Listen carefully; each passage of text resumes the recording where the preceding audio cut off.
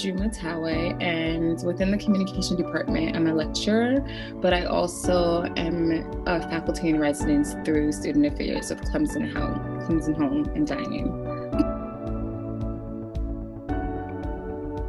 Overall, when I first started thinking about what I want to do for teaching, we learned Bloom's taxonomy, but honestly, my go-to instructional method is basically a student-centered approach.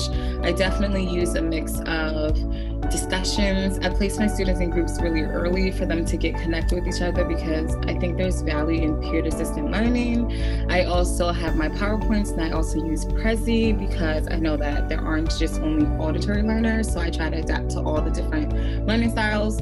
And although I can be corny and cliche, I definitely am personable, and I pull in pop culture examples through YouTube clicks, or actually pulling up a clip from Netflix or whatever that I think will make the content more interesting, and especially for public speaking, to get them to see the different ways that we all present and the different ways that we all learn and feel most comfortable. So definitely centered focus, student-centered teaching, and having a really comfortable space for them to engage in discussions and not just only talk at them, but to talk with them and know that it's a shared space. I really honestly just enjoy teaching. I remember when I was working on my teaching philosophy and I wrote that teaching was my passion. And at first that sounds really simplistic, but it's truly the core of who I am. And not only do I love talking and the experience of sharing information, I definitely enjoy receiving information. So what I get out of class is the personalities that my students bring, the way how they understand things, especially when it comes to them demonstrating their knowledge, for them to connect it to other items that I may have not thought about, or when it comes to them growing as a speaker.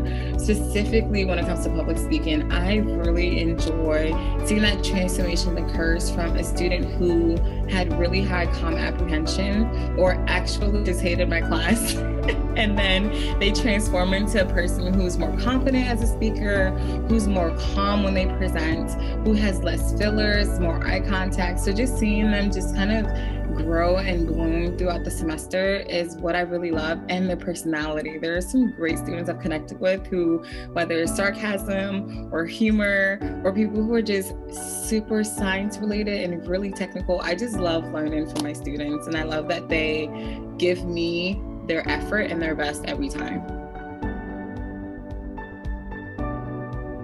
Basically, some things I talked about previously with regards to delivering with confidence and poise and less nerves. But overall, I want them to be critical thinkers, especially in my class. I encourage them to talk about controversial topics.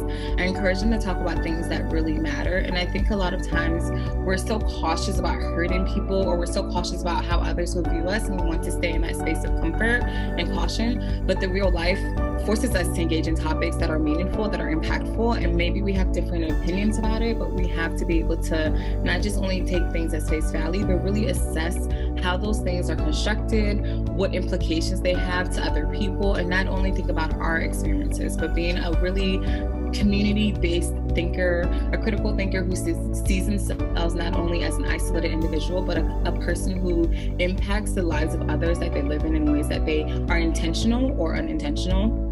Specifically when it comes to class, I just want them to be able to present things that they really have taken time to inquire with their knowledge and others, and not only based off what they see or what they are taught before they come into college, to be really analytical individuals of the world that they live in, and to be able to deliver with charisma. Because I think if you have things to share and you present in a really monotone, disinterested method, no one's going to want to listen to you. No one's going to really want to hear you. But if you present with confidence and charisma, we can see how much you're passionate about that topic, and then we'll be more inclined to listen, to hear the information you're presenting, or even take the action you want to persuade us to do. That's so easy. Stay engaged. Stay engaged and be invested in your growth. I say this the first day to my students. I say, you can trust that I'm going to commit myself to be the best teacher I can be for you. I will make sure you have all the resources on Canvas. I'll make sure you have all the resources in the textbook. I'll make sure that you understand concepts. And if you don't, reach out to me. But you have to meet me halfway. So you have to be invested in your growth. And if you're not invested, then you just kind of are apathetic with what's happening in class, and you aren't necessarily as responsible for the learning that you receive. And I think at times students think that it's only the teacher's job to get them to learn or for them to pass exams. Not everyone, because that's not how every student feels, but they have to see that they have to be invested, they have to be engaged. And so in order to be successful, you just have to stay engaged and stay invested and talk to me. Know that we are here to support you. Know that we're here to help you grow. And I would rather a student who's going through a rough time and may not be the best on the assignment reach out to me to communicate that, so I can see how I can support them, not just as an academic student, but as a person who's going through life and trying to succeed in their academics. So definitely just stay engaged, stay invested, and be communicative. Talk to your teachers, because we're here to help you succeed. And I think that's it. I just want you to stay connected, be invested, and talk to me, because if you do those three things, I don't think there's any way that you won't succeed. I always tell myself that I never want to forget what it's like to be a student as a teacher, whether I'm teaching for 15, 30, 40 years, if that's how long I'm a teacher. I never want to forget what it's like to be a student, because I think from that perspective, you see how much they're balancing, right? You see that it's not just that they didn't want to give your assignments in, or that it could have been like something's happened with a family member, something's happened with a friend.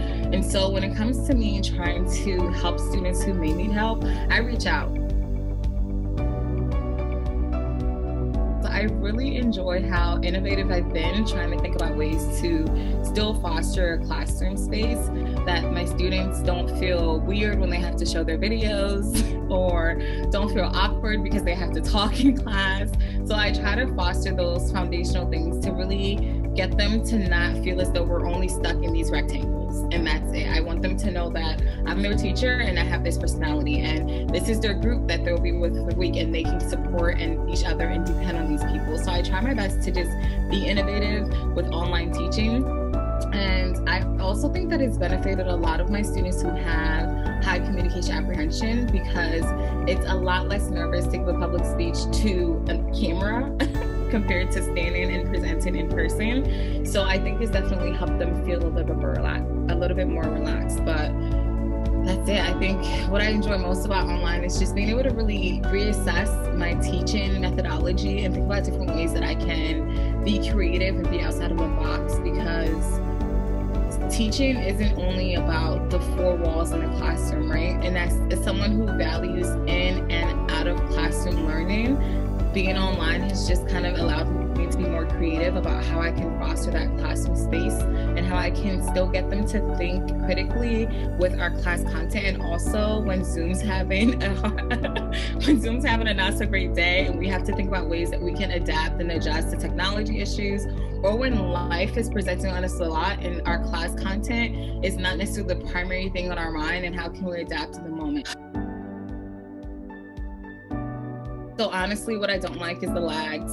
I really don't like when Zoom lags, especially when a student is giving a speech, or especially when I'm in the flow of teaching and then I'm not sure when that's happening because it's different for different students. So those technology things suck. And as someone who is a strong extrovert majority of the time, I miss the face-to-face interactions so much.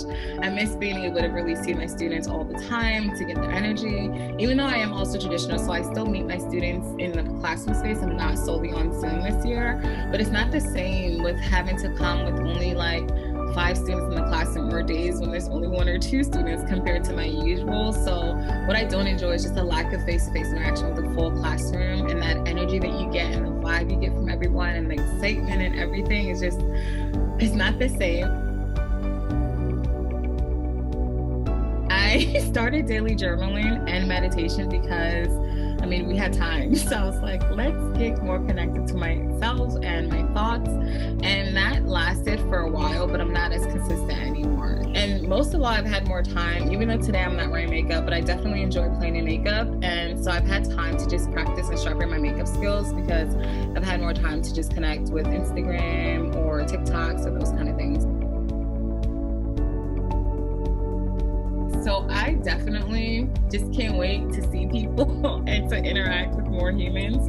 Because yes, we're around and I live on campus. So I'm not even like someone who's in Greenville or something like that. Like I'm still in our Clemson hub, but it's not the same. Like rarely do I see people when I'm walking to Rhodes or when I'm walking to Strode. It's just a little bit more isolated. So I can't wait for human interaction.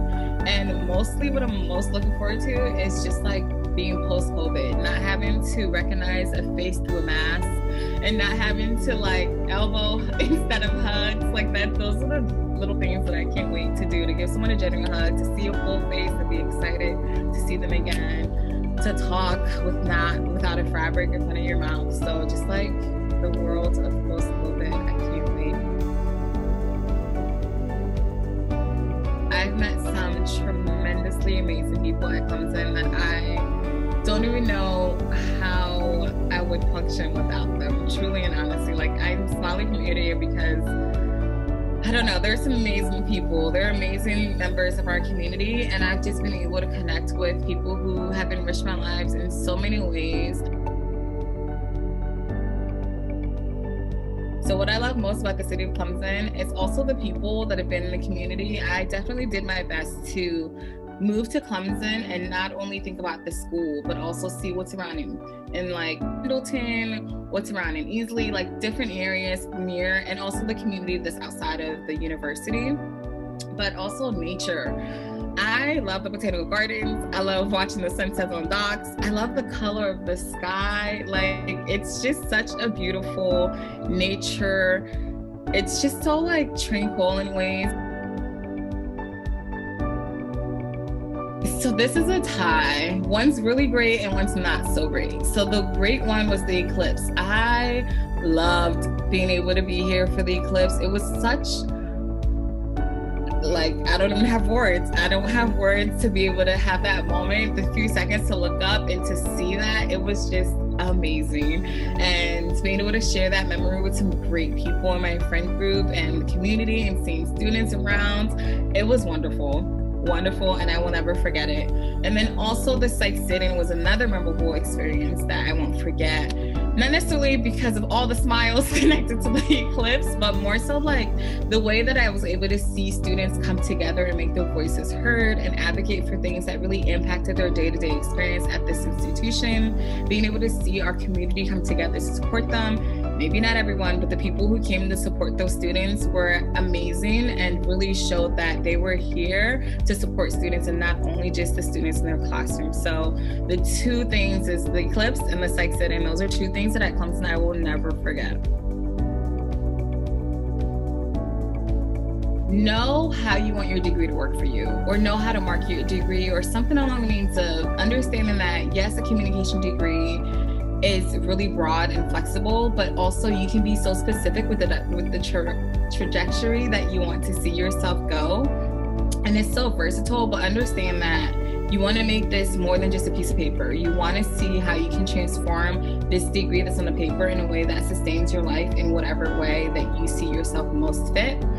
Overall, stay resilient, continue to be creative, and always do your best. Honestly, resilient is key because there are times that you will take a class that you will think, holy crap, what did I get myself into? This is not my skill set, but know that you're able to do it, right? Like we have amazing professors in our department. We have amazing scholars in our field. So just know that with resilience, you can do it and you can achieve anything, whether that is only getting an undergraduate degree or moving to your master's or PhD, wherever you see yourself going, aim for the stars, be resilient, be creative, and always do your best. And know that our department, specifically for the students at Clemson, truly and honestly, we have a great department. We have some amazing individuals here that are here solely to help you be the best you can be and to help you succeed in the best way that you can. So don't hesitate to connect with us. Don't hesitate to reach out to your professors, connect, interact, be resilient, stay creative, and just do your best, honestly.